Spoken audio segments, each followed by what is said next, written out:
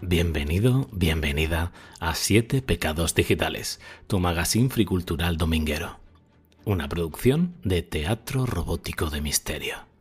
Ya sabes que un domingo al mes te traigo 7 tentaciones en forma de libros, pelis, series, videojuegos, misterio, temas musicales y todo aquello capaz de distraerte del mundanal ruido y, ¿por qué no?, estimular tus neuronas.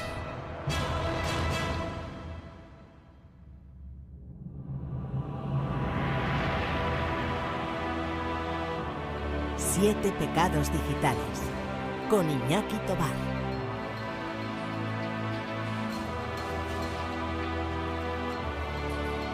¡Qué ganas! ¿Cuánto tiempo sin grabar un episodio? La verdad es que muchos pensaréis, madre mía, ¿dónde está la gente de Teatro Robótico de Misterio? Los programas de 7 Pecados como este, los de Solo el Penitente Pasará, los del propio Teatro Robótico de Misterio con nuestras dramatizaciones originales. Simplemente estamos trabajando, ¿vale? No solo cada uno, Joseba, Borja, yo mismo y muchísimas de la gente del coro de voces penitentes que nos acompañan, cada uno con sus vidas, sino trabajando en la próxima producción que se llama El Vacío y de la cual hoy tendremos un adelanto. Pero como no queremos dejaros tanto tiempo solos y aprovechando que este fin de semana ha sido el fin de Halloween y de las ánimas, hoy os traemos un programa especial llamado Angustia Espacial. 7 Pecados Digitales, tu magazine dominguero con confesiones friculturales. A la sagrada hora de la Santa Siesta, te recomendamos de manera personal y apasionada obras literarias, pelis, series, temas musicales, videojuegos, misterios. Y además, te traemos a un pecador invitado para que confiese sus tentaciones. 7 Pecados Digitales, una producción de Teatro Robótico de Misterio, dirigida y presentada por Iñaki Tobar.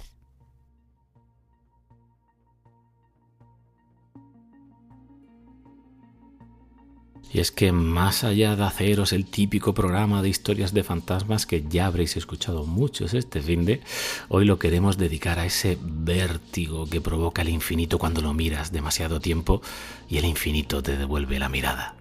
Así que no hablaremos de alienígenas con dientes, ni de naves que explotan, ni siquiera de historias de héroes que regresan a casa.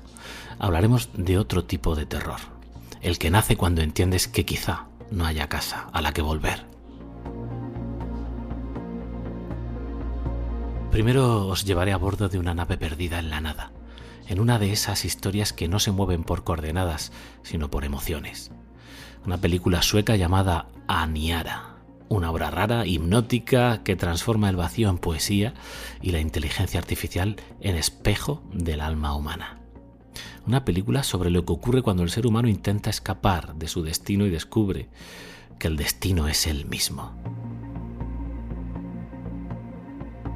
Después vendrá Joseba, nuestro querido Joseba, que nos guiará a través de los corredores fríos y metálicos del clásico terror espacial de Mario Bava, una verdadera joya del cine de los 60 que, mucho antes de Alien, ya imaginó el miedo en el cosmos, el contacto con lo inexplicable y el horror en el vacío. Y al final escucharéis algo nuevo, un adelanto exclusivo de nuestra próxima producción, El Vacío. Si nos seguís por redes sociales ya habréis visto algún teaser trailer porque vamos soltando con cuentagotas de qué va la historia. Pero bueno, es una historia que debéis saber que bebe de todo esto que vamos a confesar hoy aquí en el programa, ¿no? La soledad, el espacio, la conciencia, la inteligencia artificial y aquello que se oculta entre todos estos elementos. Así que, si queréis acompañadme, ajustad vuestros trajes, apagad los sistemas de comunicación y respirad despacio, porque de oxígeno vamos a ir justitos. Vamos a cruzar juntos esa línea donde el silencio deja de ser ausencia y empieza a tener voz. Bienvenidos a Angustia Espacial.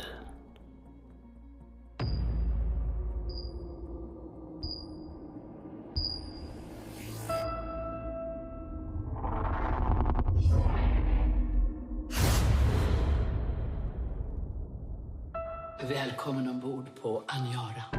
Vi är ett toppmodernt transportskepp som kommer att ta dig hela vägen ifrån jorden till Mars på 3 veckor.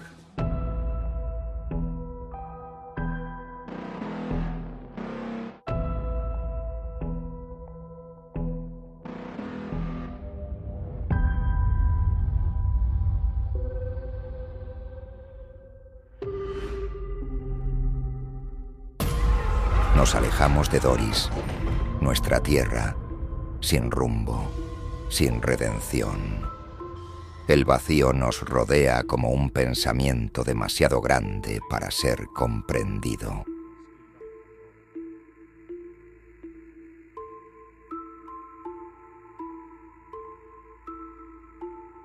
Por el idioma del tráiler, que es sueco, ya os podéis imaginar que una vez más os traigo una fricada, no una peli normal, si no, no estaríais escuchando 7 pecados digitales. Y es que si la película que os traigo es diferente, no es de terror de sustos ni de criaturas. Es una película que habla del vacío, del horror que no necesita monstruos porque el monstruo ya está dentro de nosotros. Hoy os hablo de Aniara. Una producción sueca de 2018 dirigida por Pela Kagerman y Hugo Lija. Aniara en principio forma parte de una premisa aparentemente sencilla. Una nave espacial de lujo diseñada para transportar colonos desde la Tierra hacia Marte, nada nuevo bajo el sol, ¿verdad? Pero de repente sufre un accidente que la desvía de su trayectoria. Sin posibilidad de corregir el rumbo, los pasajeros quedan condenados a vagar eternamente por el espacio. Pero el auténtico viaje no es el físico, sino el psicológico. Poco a poco, la tripulación y los pasajeros van perdiendo toda esperanza y lo que empieza como una odisea tecnológica se convierte en una pesadilla existencial.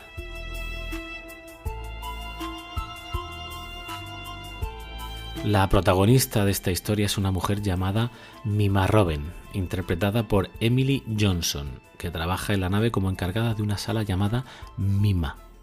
Mima, que no puede tener un nombre más perfecto para la ocasión, es una inteligencia artificial capaz de recrear los recuerdos más bellos de la Tierra. Los bosques, los océanos, la sensación del viento en la piel, como esa holosala, ¿no?, de Star Trek. Es un refugio sensorial para los pasajeros hasta que, claro, empieza a fallar. Porque Mima, como si tuviera alma, empieza a sufrir al absorber las emociones de la humanidad condenada a la deriva. Y cuando la IA colapsa, lo hace con la mismísima desesperación que sus creadores. Mima lloró. Y nadie entendió por qué. Una máquina no debía conocer la tristeza, pero conocía la nuestra.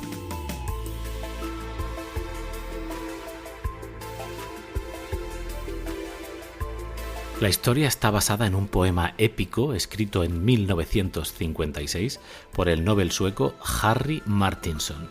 De hecho, os estoy poniendo algunos pasajes del mismo, ¿no?, para que os quedéis un poco con la copla. Si fuese un poema corto os lo narraría entero, pero es larguísimo, son más de 100 páginas de poema épico y os dejo aquí un destilado porque la película en general lo recoge bastante bien. En su versión original, Aniara era una alegoría sobre el destino de la humanidad, ¿no?, y esa destrucción ecológica del planeta que estamos tan acostumbrados a ver. Lo que pasa es que tener en cuenta que la obra es de 1956, ¿vale? Una especie de advertencia metafísica de que esto se acaba y seguramente somos los culpables nosotros de que se acabe, ¿no?, la vida como la conocemos hoy en día en la Tierra. Pero en manos de los directores, de Kagerman y de Lija, se convierte en un espejo total, ¿no?, de este siglo que estamos viviendo. El miedo al colapso ambiental, la desconexión tecnológica, la religión del progreso y esa melancolía por un mundo perdido.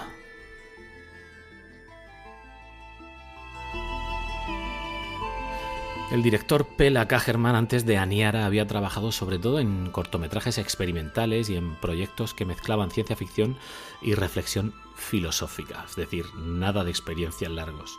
al igual que su compañero de dirección, Hugo Lija. Su codirector provenía del mundo del videoarte y de la dirección de spots, pero eso sí, con una estética muy fría, minimalista, algo que desde luego ya os digo que se va a impregnar en este primer largometraje de ambos. Aniara es que se nota que es una obra profundamente personal. De hecho, la película fue un proyecto que tardaron casi una década en levantar y parte del presupuesto tuvo que venir del crowdfunding y de los fondos públicos suecos. El resultado es una obra contenida, pero muy poética, con un ritmo lento pero que te aguijonea y que se atreve literalmente a mirar a los ojos del absurdo y de ese vacío que os decía antes, que da más miedo que cualquier otra cosa. Eso sí, visualmente Aniara es fascinante. Está rodada casi íntegramente en interiores. O sea, tener en cuenta que lo que está representando es una pedazo de nave espacial colonia con miles o decenas de miles de personas que está flotando a la deriva porque se ha desviado de su curso, etcétera, ¿no? Ya os podéis imaginar el rollo. Y como no había presupuesto, literalmente lo que rodaron en interiores pues son un centro comercial, un ferry, edificios reales de Estocolmo, eso sí, transformados todo, homogeneizados bajo una iluminación aséptica, un diseño de arte que transmite una falsa sensación de comodidad y esa decisión estética es precisamente deliberada, es lo que debería ser un crucero interplanetario de lujo, que es como empieza la peli, se va convirtiendo literalmente en un ataúd luminoso, un purgatorio que flota entre las estrellas. Aniara es el espejo de la mente humana, flotando entre estrellas muertas. Llevamos en nosotros todo lo que temíamos perder, y aún así lo perdemos.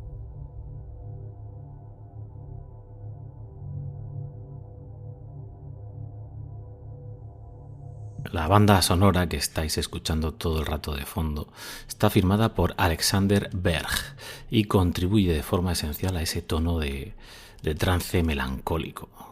Berg, conocido por su trabajo en la escena electrónica escandinava bajo el alias de Dorisburg, mezcla sintetizadores ambientales con drones casi religiosos y respiraciones electrónicas que parecen latidos apagándose.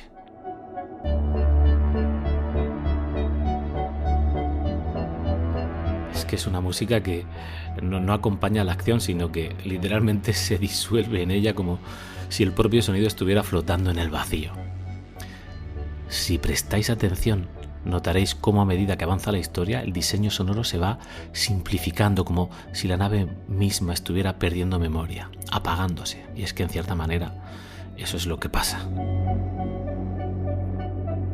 En cuanto al reparto, la protagonista Emily Johnson no era muy conocida fuera de Suecia, pero su interpretación es brutal. O sea, lleva el peso de la peli con una contención que roza lo robótico, la verdad, porque deja entrever una fragilidad abrumadora. O sea, al principio flipamos con ella en su primer enamoramiento y la ilusión y la frustración de su trabajo y lo que serían preocupaciones normales de, entre comillas, una funcionaria más. Pero luego va evolucionando conforme evoluciona la historia y vemos esa fragilidad, ¿no?, que os comentaba. Le acompañan Arvin Kananian como el capitán Chefone, una figura autoritaria que intenta mantener el orden mientras todo se va a pique. La relación entre ambos personajes refleja esa tensión entre control y rendición, ¿no?, entre razón y fe en un contexto donde ninguna sirve ya para nada. Un dato curioso del rodaje es que muchas de las escenas, como os comentaba antes, se grabaron en centros comerciales vacíos y ferries suecos reales, ¿no?, para acentuar esa sensación de civilización encapsulada. También se cuenta que durante la producción los directores insistieron en eliminar cualquier referencia visual directa al espacio exterior. Es decir, sí, se ve, es parte del metraje, se ve por las ventanas y hay algún plano, pero el espectador se intenta que sienta ese encierro psicológico, ¿no? Lo mismo que están sintiendo los personajes al final, cuando se les comunica de, oye, perdonad que íbamos a llegar a Marte en 3 semanas, pero parece ser que mínimo vamos a tener que estar aquí 2 años a ver si podemos volver, ¿no? Que nadie lo garantiza. Es decir, el universo tal cual no se ve, se intuye, se siente su presencia y eso es lo más inquietante. Cuando se estrenó en 2018, Aniara dividió al público. En festivales como Toronto o aquí mismo en Sitges, la verdad es que fue recibida con ovaciones por esa audacia conceptual, pero también con frustración por quienes esperaban ciencia ficción más, digamos, convencional. Esta película no es convencional, si no, no os la estaría recomendando, y al mismo tiempo os digo que es una película que deberíamos ver todos. Ojo, a partir de aquí ya más spoilers, si no os he soltado alguno, ya es inevitable que pueda continuar sin entrar al trapo de algunas cosas, ¿vale? Aún así, la verdad es que yo cuando vi la película ya me sabía prácticamente todo lo que iba a pasar y no me arruinó la experiencia, porque una cosa es que te digan lo que va a pasar y otra es vivirlo. Y en esta peli ya te digo que lo vives.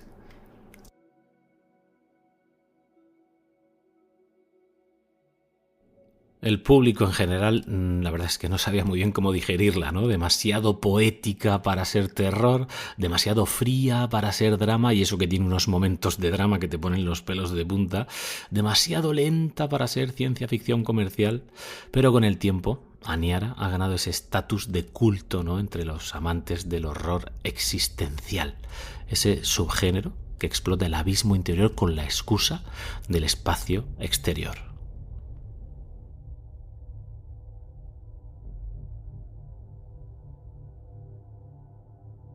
Culturalmente, la peli encaja en una corriente nórdica que podríamos llamar existencialismo climático, ¿vale? Como la melancolía de Lars von Trier, que podríamos haberla traído por aquí perfectamente, de hecho vendrá, o The North Sea, ¿no?, de John Andreas Andersen.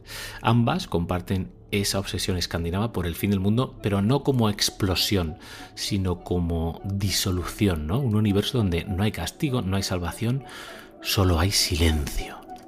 Y en ese silencio, una inteligencia artificial que aprendió de nosotros algo que nunca debió aprender: la desesperación.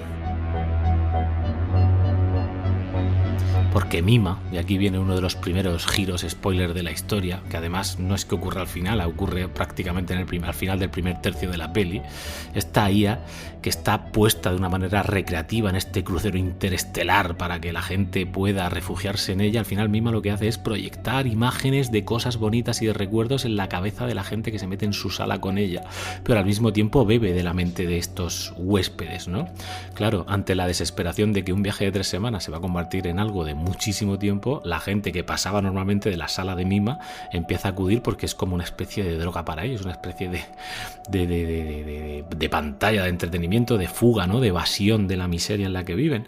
Entonces, claro, Mima les ayuda como puede, pero al mismo tiempo Mima está chupando mierda de las cabezas de los seres humanos, está chupando desesperación y empieza a contaminarse.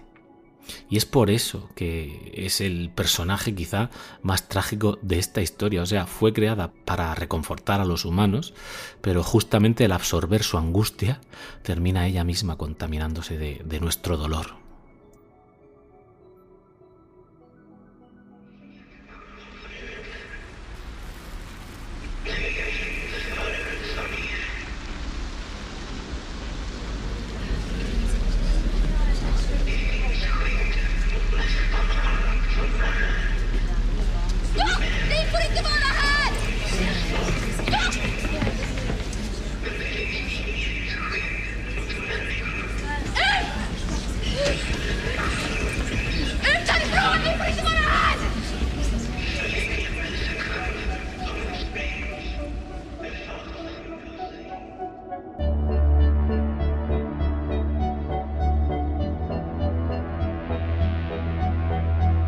Y es que ante la avalancha de seres humanos que no deja de invadir su sala día tras noche sin descanso, a pesar de que nuestra protagonista intenta decirle al capitán de por favor, la IA necesita descansar, se está llenando de mierda, empieza a tener algunos momentos que no son nada agradables cuando debería estar transmitiéndome buen rollo y buenas visiones, empieza a dar destellos de lo contrario, ¿no? El capitán desoye, porque al final está siendo una especie de droga que le está ayudando a mantener la situación a salvo, y bueno, pues esto nos lleva al colapso que acabáis de escuchar, y que es esa IA hablando en voz alta con su creadora y diciéndole literalmente: mira, yo no puedo más, Me dais mucha pena y lo que más pena me da es este momento final de la autodestrucción, ¿no? Y se autodestruye, revienta todas las pantallas y se suicida ahí delante de todo el mundo que estaba literalmente intentando sacarle partido. Ese colapso de Mima es la metáfora perfecta de nuestro tiempo, ¿no? La tecnología como espejo de la ruina emocional humana. Nos inventamos dioses de silicio para que nos cuiden, pero al final son ellos los que acaban implorando ser apagados. ¿No es eso terrorífico? Aniara la verdad es que no te ofrece muchas respuestas, solo preguntas. ¿Qué queda del ser humano cuando se extingue el horizonte, la esperanza? ¿Qué sentido tiene la memoria en un universo que no tiene destino? ¿Y qué pasa cuando incluso una inteligencia artificial entiende que la existencia carece de propósito? ¿Eres capaz de imaginarlo? Saber que estás atrapado en una nave a la deriva para siempre, de momento con suministros ilimitados, pero quién sabe qué, con todo el ánimo de la gente derrumbándose a tu alrededor. Es que el verdadero horror de esta peli de Aniara, de verdad que no es el espacio, sino la conciencia. No es la pérdida del rumbo de la nave, sino la certeza de que quizá nunca hubo uno.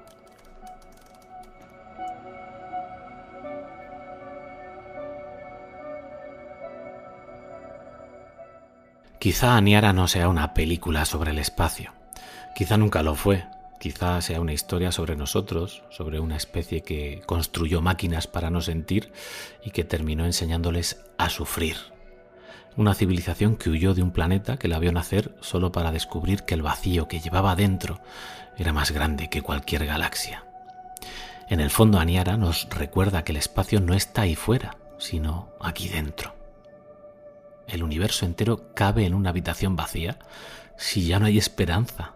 Y la inteligencia artificial es ese eco de lo que fuimos. Tal vez solo sea la última voz que quedará para contarlo todo cuando ya no quede nadie que nos escuche, pero es que en esta peli ni siquiera eso, porque se acaba suicidando antes que nosotros. Y ya os adelanto que mucha gente se suicidará, mucha gente formará parte de sectas extrañas y mucha gente colapsará, como os podéis imaginar, en ese entorno.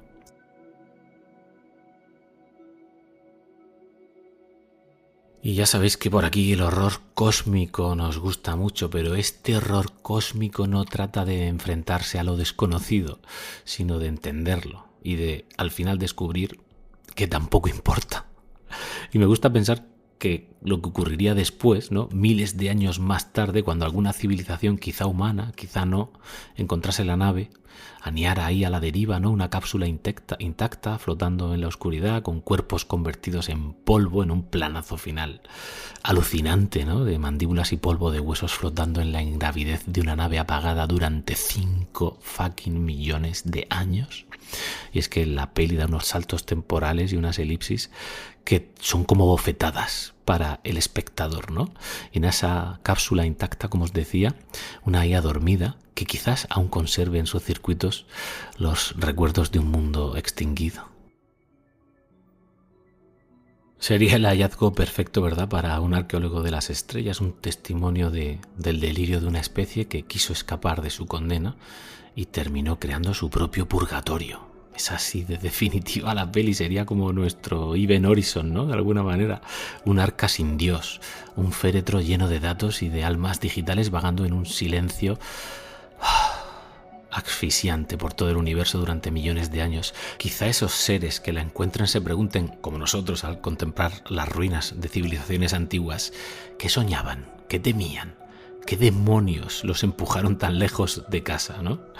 Y lo más irónico es que Aniara no cuenta la historia de un barco fantasma encontrado, sino del instante exacto en que se convierte en uno. Nos deja asistir al nacimiento del fantasma, ¿no? El momento en que una nave deja de ser un vehículo y pasa a ser una tumba. Cuando una civilización entera se convierte en eco. Y ese eco seguirá viajando, cruzando constelaciones muertas, buscando una frecuencia que lo escuche, porque tal vez el planeta Tierra, este en el que seguimos viviendo, consumiendo, desconectando, ya sea también una nave a la deriva, girando lentamente hacia su silencio.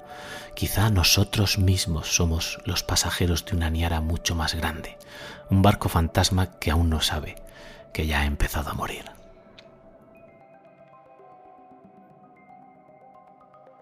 7 pecados digitales con Iñaki Tobar.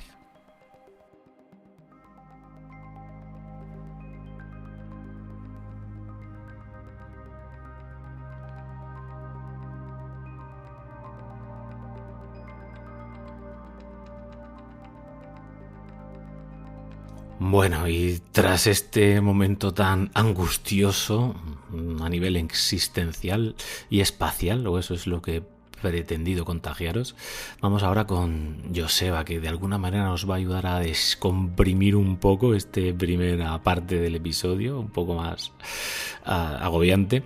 Vamos a descomprimirlo con Joseba, con una reseña de peli de las que solo es capaz de hacer él, una película de los años 60 que literalmente deberían honrar gente como Ridley Scott, Dan O'Bannon y todos los que están detrás del universo Alien, porque seguramente todos ellos han bebido primero de aquí. Estamos hablando de una película de uno de los reyes del género Giallo y otros italiano, que no es otro que Mario Bava y su película Terror Espacial. Joseba, con su humor habitual, nos va a hacer una retrospectiva sobre el cine de este autor y en general este género, para luego pasar a contarnos y a desgranarnos una historia que ya os digo que ha impactado y ha influenciado muchísimo lo que es la ciencia ficción supuestamente buena de hoy en día, es decir, ciencia ficción de serie Z de los años 60, detrás de lo mejor de la ciencia ficción que tenemos hoy en día y que disfrutamos tanto. Así que vayan nuestros dieces por esta película de terror espacial y por Mario Bava, que fue un abanderado de su época y al cual le debemos mucho. Joseba, muchísimas gracias por prepararte esta pedazo de reseña y dentro micro para ti.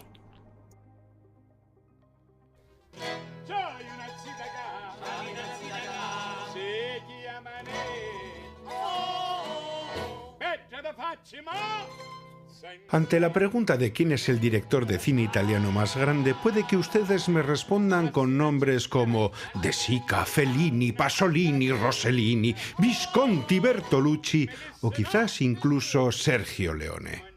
Pero yo, en mi atrevida y desbocada ignorancia, me voy a salir por la tangente para colocarle los laureles a uno de los nombres olvidados del séptimo arte, a un genio de la serie B, el bigote más estiloso de Italia, el mismísimo, el grandísimo Mario Bava.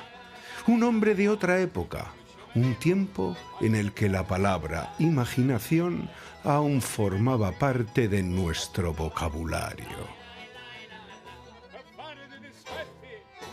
Mario Bava, nacido en 1914 y fallecido en 1980, y a quien podríamos etiquetar como el Roger Corman italiano, trabajó de todo lo que se puede trabajar en la industria del cine.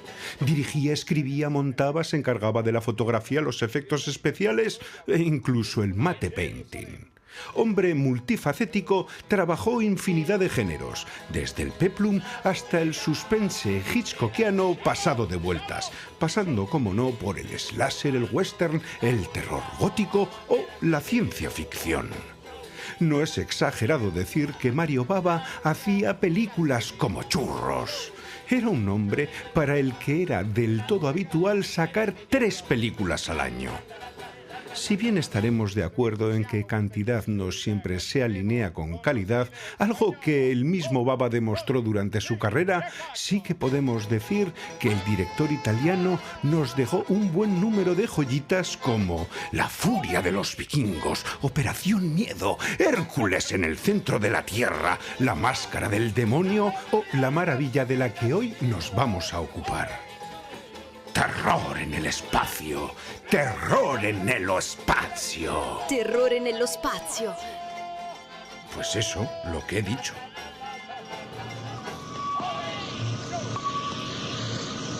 Gar, ¿no consigues ver nada todavía?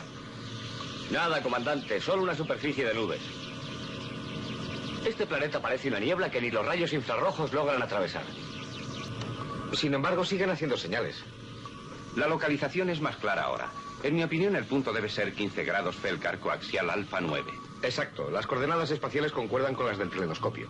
Es nuestra sexta órbita alrededor de este planeta y las señales provienen siempre del mismo punto. Si existe una estación emisora, debe estar forzosamente en esa zona.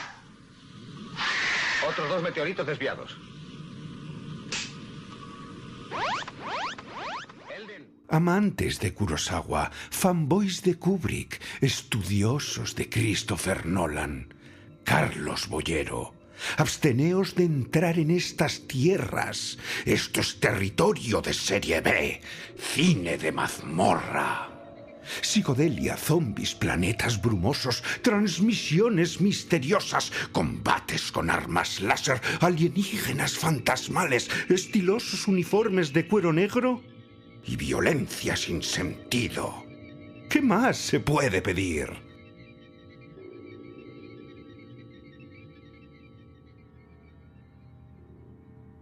Terror en el Spazio es una coproducción italo-española de 1965, hecha con mucho talento y financiada con la calderilla olvidada entre los cojines del sofá.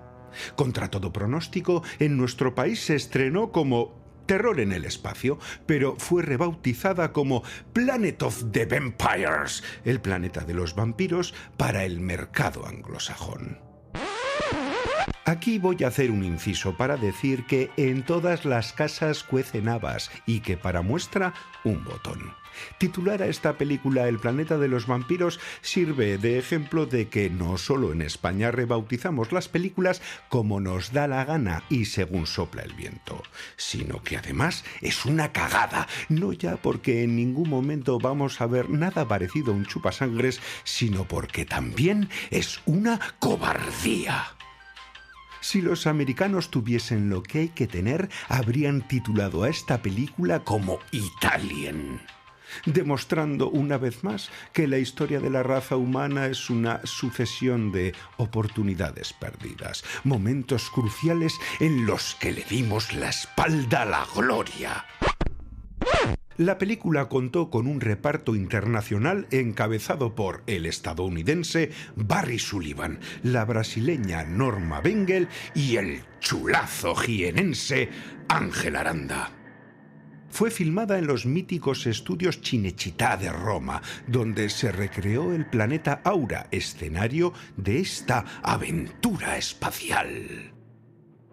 El planeta Aura, un paisaje hostil construido en cartón piedra que, gracias al buen hacer de Baba, la fotografía de Antonio Pérez Olea y Antonio Rinaldi, maquetas, perspectivas forzadas y trucos de cámara, elevaron lo barato a la categoría de arte. Y es que el aspecto visual es probablemente el punto más fuerte de la obra. Los efectos especiales fueron creados por el propio Mario Bava y un joven Carlo Rambaldi, quien después trabajaría en Alien, Encuentros en la tercera fase, la historia interminable o Dune, y que siempre será recordado por crear el animatrónico del repelente hippie espacial E.T. el extraterrestre. Su guión está evidentemente influenciado por La invasión de los ladrones de cuerpos o el relato Who Goes There de John W. Campbell, y desde luego cuenta con un intenso aroma a terror gótico. Si bien no podemos decir que este sea el punto fuerte de la película, sí que consigue crear una competente atmósfera de misterio, sobre todo en la primera mitad. Terror en el Espacio cuenta con un buen puñado de buenas ideas y momentos memorables que serían fusilados de manera inmisericorde en obras posteriores como Alien, Prometheus o la hoy injustamente olvidada Life Force. Pero antes de entrar en estos ignominiosos senderos, debemos responder a una simple pregunta. ¿De qué va Terror en el Espacio? Terrore nello spazio. Es hora de destripar el argumento. Y aquí voy a hacer un segundo inciso. Se avecinan tremendos spoilers de esta película. En primer lugar, porque la película tiene 60 años y no es pecado hacer spoilers de nada que tenga más de medio siglo. Y en segundo lugar, porque no tengo otra manera de demostrar que Dan O'Bannon y Ridley Scott son unos chorizos. La historia comienza cuando dos naves espaciales, la Argos y la Galliot, viajan en misión de exploración hacia un planeta desconocido denominado Aura, y el cual es el origen de una extraña transmisión.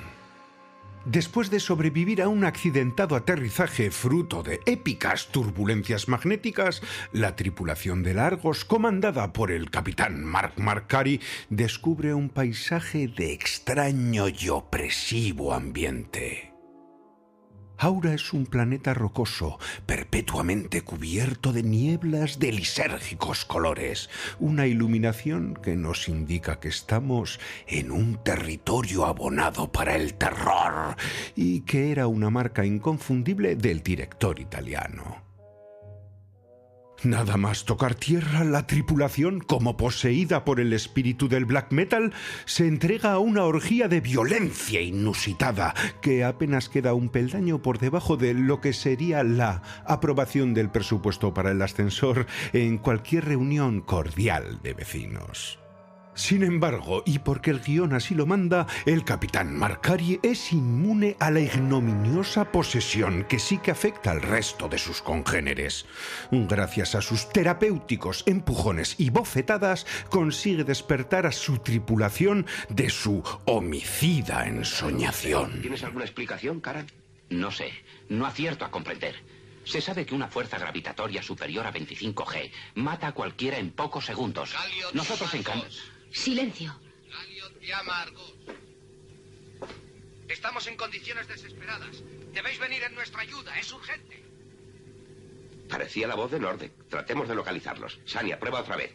Gar, mira alrededor con el visor de infrarrojos. No deben estar lejos. ¡Venid enseguida! ¡Auxilio!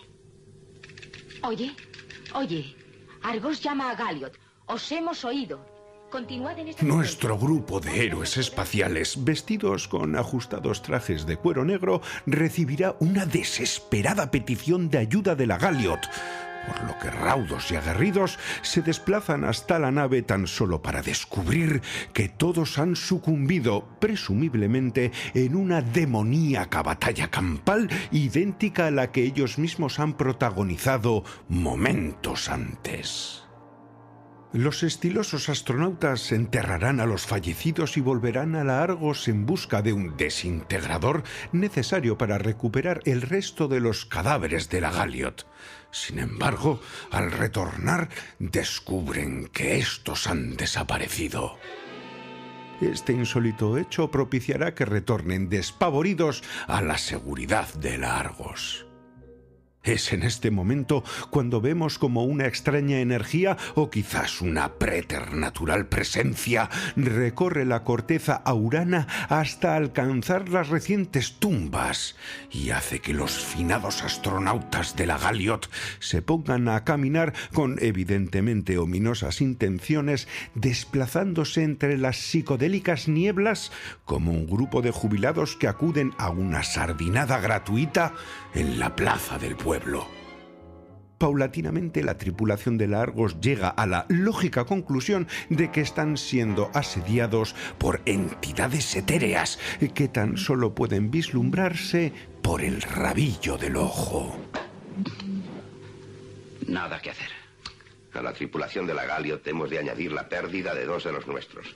Gar ha muerto, Elden ha desaparecido y el enemigo cada vez más cerca. Incluso se está haciendo visible. ¿Qué quieres decir? Pues que ha aparecido algo, aunque no fuera identificable y apenas entrevisto. Sí, era como unos globos de luces de colores con un movimiento fluctuante e indefinido. Bastaba con mirarlos de frente para que se desvanecieran en la nada.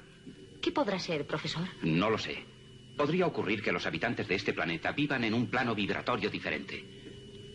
Y los hombres de carne y hueso como nosotros no podamos verlos a no ser oblicuamente, mirando de soslayo, con el rabillo del ojo. Y esos ruidos extraños que hemos oído eran sus voces. Sí, eso creo. Así que se apresuran a realizar las reparaciones necesarias para poder abandonar el planeta. Eso sí, esto no será obstáculo para que se lancen a investigar lo que podría ser una cercana estructura. Al llegar, descubrirán que se trata de una antigua nave alienígena.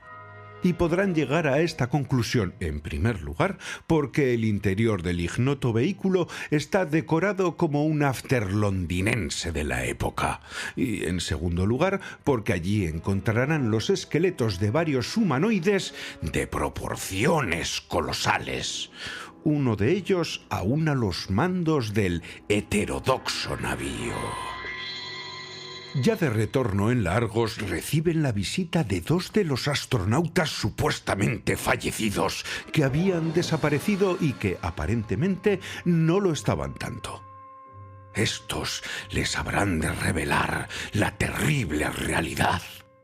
Sus cuerpos están siendo habitados por las conciencias de los lugareños. Esos seres tan solo visibles de manera oblicua.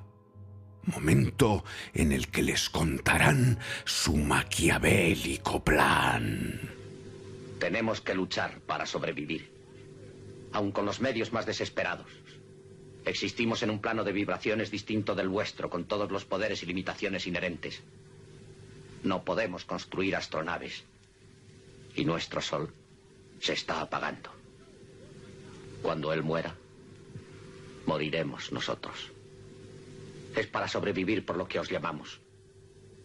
Con nuestra emisora de energía, lanzamos llamadas durante siglos. Al principio era potente, pero se está agotando. Nuestro sol ya no tiene fuerza que transmitirle. Afortunadamente habéis llegado a tiempo. Vuestros mensajes eran un engaño.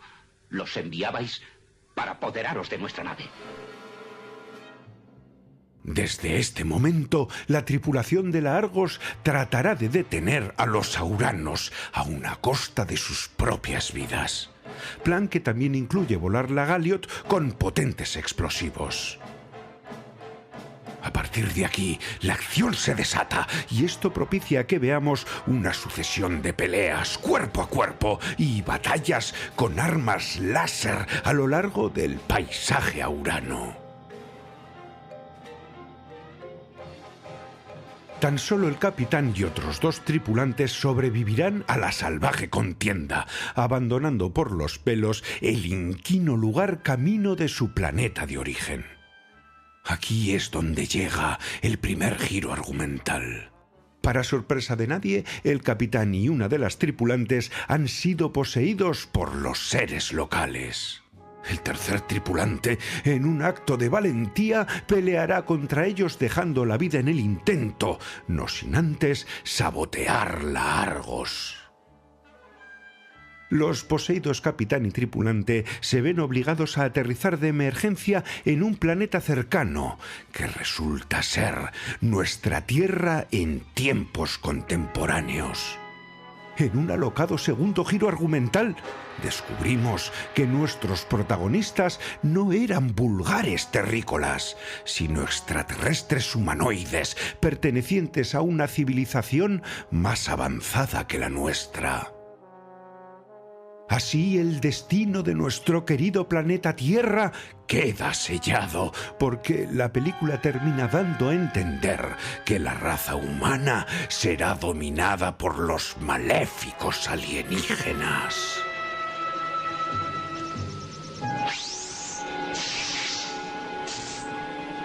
Demasiados meteoritos y el desviador no funciona.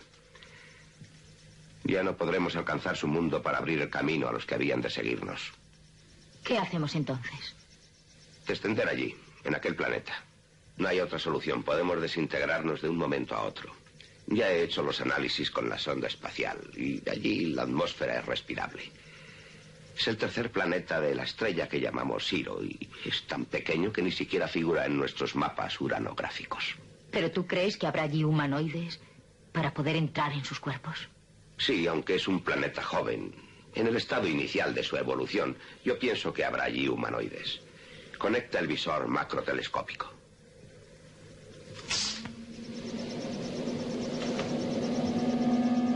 ¿Estás viendo? Solo humanoides pueden haber construido esos habitáculos. Claro, es una civilización muy primitiva. Sus casas están todavía hechas de cemento y acero. ¿Y cómo crees que nos acogerán? Espero que bien.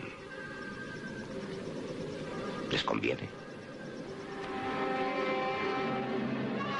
Pese a los evidentes y numerosos fallos que presenta el film, no deja de ser una película interesante, entretenida y molona que tuvo su eco en obras posteriores como Event Horizon, Life Force, Prometheus y especialmente en Alien. Hay numerosos planos y elementos desde esa premisa inicial en el que unos navegantes futuristas descienden a un planeta tratando de encontrar el origen de una señal misteriosa para encontrarse con unos alienígenas homicidas cuya intención es habitar sus cuerpos, hasta la propia ambientación del planeta o ese esqueleto descomunal medio fosilizado a los mandos de una antigua nave extraterrestre. Los autores de Alien siempre minimizaron el amplio impacto que Terror en el espacio tuvo en su obra. No sé si por dárselas de originales en un intento de hacernos olvidar que toda obra siempre está construida sobre los pilares de otra, o si quizás fue por no querer relacionarse con una película menor de serie B. Un filme artesanal y de bajo presupuesto muy alejado de la sofisticación que supone Alien. Un filme de cartón piedra, no menos acartonadas interpretaciones y dudosa coherencia argumental, que se merece ser considerado cine con mayúsculas, muy por encima de la mayoría de las efectistas y olvidables mediocridades que se producen hoy en día. Porque tal y como el mismo Mario Bava dijo, las películas son la fragua de un mago, te permiten construir una historia con tus propias manos, al menos eso significan para mí. Lo que me atrae del cine es que se me presente un problema y pueda resolverlo, nada más, simplemente crear una ilusión, un efecto, con casi nada. Sean ustedes felices y gracias por escucharme.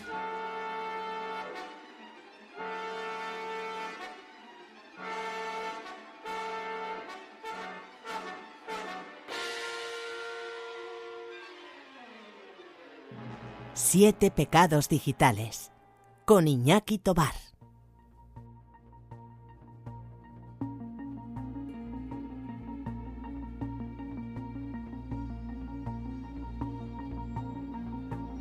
Bueno, y como os he prometido al principio, vamos a cerrar este programa especial sobre angustia espacial con un nuevo avance de lo que va a ser la nueva producción de Teatro Robótico de Misterio, que ya lleva varios meses cociéndose. Ya os puedo decir que hemos estado grabando en estudios en Madrid, convocando un montón de gente, con un montón de sorpresas en lo que va a ser la interpretación actoral y con un nivel de calidad técnica que os va a dejar aluflipando. Ya sabéis que la historia, os lo hemos dicho a todos los que nos seguís por ahí, pero si no os la recuerdo, se trata de El Vacío. Y va justamente de todo esto que estábamos hablando hoy, ¿no? Sobre todo en la primera parte. El vacío existencial en el espacio, con la intervención de IAs, y en este caso además con todo el destino de la humanidad y del universo entero en manos de los personajes más insospechados. Todo eso y mucho más es El Vacío, una producción que esperamos que vea la luz en los primeros meses, esperamos que primeros trimestre de 2026. Hasta que llegue ese momento estamos preparando también un cuaderno de bitácora para enseñaros un poco entre bambalinas cómo estamos trabajando, reuniones de equipo que estamos haciendo y estos microavances que os vamos a ir pasando también en forma de trailers, de teasers, incluso si nos buscáis en YouTube hemos llegado a hacer alguna cosita con temas audiovisuales para que os vayáis metiendo en la historia. Los que tengáis muchas ganas, tenéis nuestro canal paralelo de Crónicas Robóticas, donde Joseba publicó originalmente esta historia titulada El Vacío, eso sí con voces loquenderas, es decir, voces robóticas, que ahora se ha transformado todo, se ha modificado el guión y hemos involucrado a un elenco de voces profesionales alucinantes de nuestro coro de voces penitentes, con las que vais a pasarlo de miedo con miedo y mucho más, no solo del terror en sus primeros compases de esta historia, sino de este horror existencial que estamos hablando, de ese enfrentarse al vacío del universo, que quizás sea más terrorífico que cualquier otra cosa. Así que en este avance que os dejamos ahora, este es uno de los últimos tráiler que hemos montado y en el cual Joseba deja entrever también no solo parte de la historia con algunos momentos desgarradores, sino incluso la banda sonora que también ha compuesto él y que, bueno, ya la tenemos aquí entre nosotros y nos encantará escuchar qué os parece, ¿vale? Vamos adelante con este teaser tráiler de El Vacío por Teatro Robótico de Misterio. Mira, hay muchas cosas que me aterrorizan del espacio, pero de entre todas ellas hay una que me provoca un miedo visceral, casi incontrolable. Esa es la idea de morir ahí afuera, solo, flotando en una oscuridad infinita mientras escucho el latido de mi corazón, mientras siento las bocanadas de aire que restan para el final. Dios mío. Iván, ¿me estás escuchando? No hay nada. Voy a buscarte. No vas a seguir mintiéndome. ¿Sobre qué crees que te he estado mintiendo? No sé si podré soportarlo. ¿Me está escuchando? Iván. Dios mío. Ayúdame. Hay muchas cosas que me aterrorizan del espacio. Puedo ver cómo se alejan más y más. Algunos no regresan aunque los rescaten. En este punto empiezo a preguntarme si no nos estaremos volviendo locos. ¿Me ha comprendido, oficial científico? Iván. Ayúdame. Llevábamos siglos viajando por el espacio y aún no éramos capaces de asimilar su dimensión porque su dimensión no es comprensible. Cuando salimos allá afuera vamos a un lugar que no nos corresponde. Nos enfrentamos a la nada infinita, la soledad, la insignificancia. Es como si la escotilla estuviese suspendida en la nada. Tiene que haber algún error, como una abertura a otro universo. No sé si podré soportarlo. ¿Me está escuchando? Iván, nadie quiere vivir una vida ordinaria. Va en contra de las leyes de la física. Aborte inmediatamente el procedimiento. Juan, hay muchas cosas que me aterrorizan del espacio. Muchas cosas que me aterrorizan del espacio. Ayúdame. Pero de entre todas ellas hay una que me provoca. Nadie quiere vivir una vida ordinaria, casi incontrolable. 60 segundos. Esa es la idea de morir ahí afuera, solo.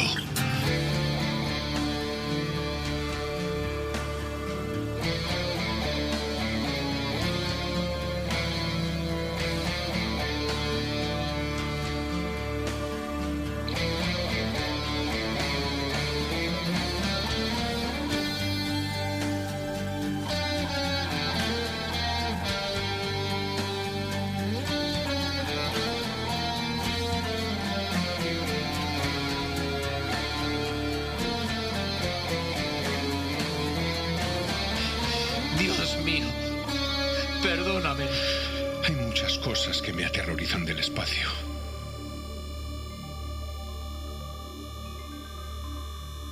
Siete pecados digitales con Iñaki Tobar.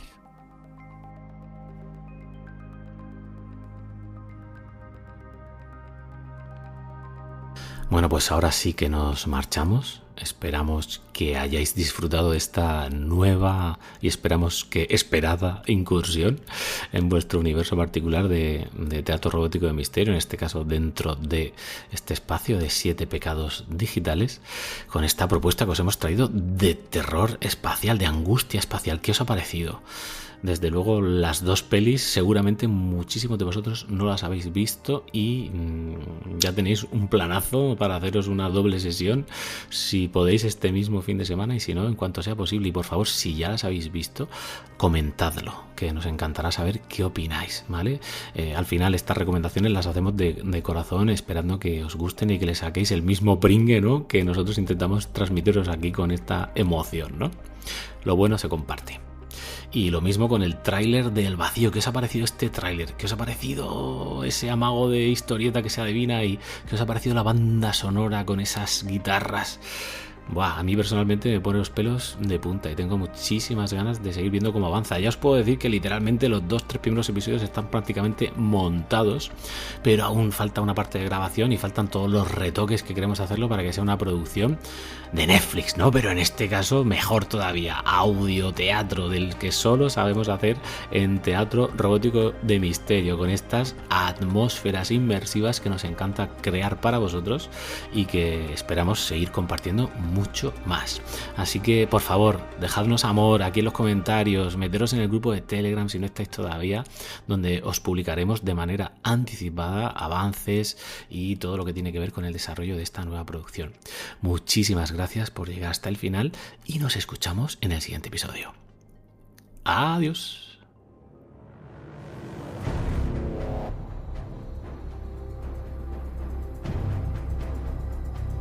Tú también puedes ser un pecador digital. Estamos deseando recibir tus confesiones por escrito o en archivo de audio. Solo tienes que entrar en teatrorobóticodemisterio.com y contactarnos para compartir tus tentaciones con el resto de pecadores. Busca en la descripción el enlace a nuestra comunidad de Telegram para poder entrar al sótano de nuestro teatro y acceder a material exclusivo. 7 pecados digitales, una producción de Teatro Robótico de Misterio, dirigida y presentada por Iñaki Tobar.